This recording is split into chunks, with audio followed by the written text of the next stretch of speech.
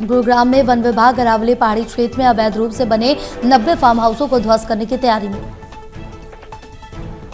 Farm house मालिकों को मिला 15 दिन का समय। जिला प्रशासन ने ड्यूटी मजिस्ट्रेट नियुक्त किया। वन भूमि रास्तों का भी काटा जाएगा। करनाल में अपने ही मकान में एक महिला ने लगाई आग। सारा सामान जलकर हुआ खाक। फायर ब्रिगेड की टीम मौके पर पहुंची। पड़ोसियों को आरोप महिला का मानसिक संतुलन ठीक नहीं, इसलिए उसने अपने घर में आग लगाई। घर में रखा सारा सामान जलकर खाक हो गया।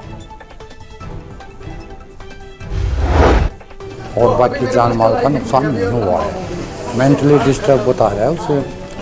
लेडीज है जो, उसका दिमाग की कोई टेंशन है, इस वजह से लगाई। तो फिर खुद लगाई है? खुद लगाई है। सामान कुछ जलाया है। अब फायर ब्रिगेड से 17 साल की नाबालिग लड़की ने दिया बच्चे को जन्म। पड़ोसी युवक ने शादी का झांसा देकर बनाई थी शारीरिक संबंध।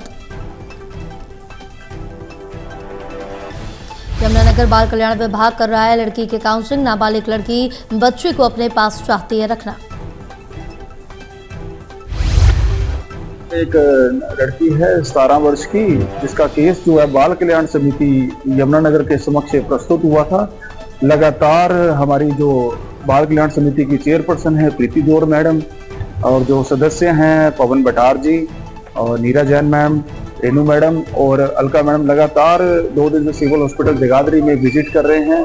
जो बच्ची है उसकी काउंसलिंग बाल कल्याण समिति में करवाई गई है और बच्ची ने एक बच्चे को जन्म दिया है और वो बच्चे को अपने पास रखना चाहती है। यदि वो सरकार को दादरी शहर के महेंद्रगढ़ चुंगी में समीप 2 गुटों के विवाद में जहां गोलियां चली, वहीं एक युवक की बेरहमी से लाठी डंडों से पीटकर हत्या कर दी गई। में भतीजा था और ये डंडी तेज हथियार उसको मार तो हाथ पैर तोड़ दिए थे, जो कि यहाँ पे एडमिट करा। यहाँ से फिर रोहतक कर दिया, तो वहाँ से फिर हिसार ले जाने के कारण रास्ते में ही दम तोड़ दिया। उनके सर में चोट लगी थी, दोनों पैर तोड़ रखे थे। में अंदाज में करीब आधे घंटे तक 2 गुटों में संघर्ष हुआ, जिसमें घायल एक युवक साहिल की रोहतक पीजीआई में मौत हो गई। सूचना मिली थी कि कोई वाल्मीकि बस्ती में झगड़ा हो गया।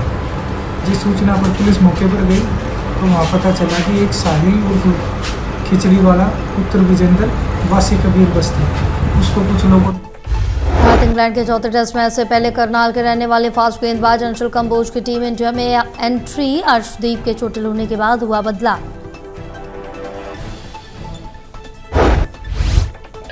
खुशी का मतलब अपार खुशियाँ, सपना सच होने जैसा।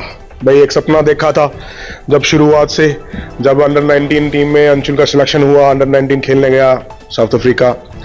उस समय एक सपना सबने संजो लिया था अपनी आंखों में कि अंशुल एक दिन इंडिया खेलेगा। तो आज वो दिन है जब अंशुल ने वो किया दिया। हाँ बिल्कुल, उसके पिताजी ने बहुत मेहनत करी है। सवेरे 3 बजे तो 2 बजे उठ के गाँव से चलना। करनाल में बेहद खुशी का माहौल। कंबोज के कोच और चाचा ने कहा है कि जिस ग्राउंड पर 11 साल की उम्र से उसने क्रिकेट खेलने की शुरुआत की थी, अब जाकर उसका सपना साकार हुआ। सर बहुत प्राउड मूवमेंट है। हमें बहुत खुशी है कि हमारे छोटे से शहर करनाल का एक लड़का इंडियन टीम को रिप्रेजेंट करेगा और हमें उम्मीद है 23 को होने वाले 4th टेस्ट मैच में वो खेलेगा और इंडिया को सीरीज को बराबर करेगा और फिर 5th मैच जीतकर इंडिया को सीरीज जितवाएगा 3-2 से। सर हमें बहुत खुशी है, बहुत। कांग्रेस लोकसभा दीपेंद्र हुड्डा ने महम में हल्के बारिश के कारण खेतों में हुए जलभराव वाले कामों का दौरा किया। हुड्डा ने कहा प्रशासन को जल निकासी के लिए सारे संशोधन लगाने चाहिए और जल्द से जल्द लोगों को इस समस्या से निजात दिलानी चाहिए। अभी तो कदम उठाए कि भाई राहत मिले हर गांव को, जल भराव की समस्या जैसे जल्दी से जल्दी इससे राहत मिल पाए, ताकि अगली फसल की बुआई का जमींदारों को असर मिले। दूसरा मुआवजा मिले। हम मांग करना चाहते हैं कि कम से कम 50,000 रुपये। न्यायालय ने दावे चौटाला को धमकी देने के मामले पर स्पीकर हरविंदर कल्याण ने कहा कि इस प्रकार का कोई विषय होता है तो सरकार उसको गंभीरता से लेती है। हरविंदर कल्याण ने कहा कि चाहे सुरक्षा की बात हो या अन्य विषय की, सरकार लगातार हर विषय पर गंभीरता से काम कर रही है। सरकार का कोई भी विषय होता है तो सरकार उसको संजीदगी से लेती है, सरकार उस पर एक्शन भी लेती है और मैं समझता हूं कि अगर इस प्रकार की कोई भी बात है तो सरकार उस पर इन्वेस्टिगेशन करेगी।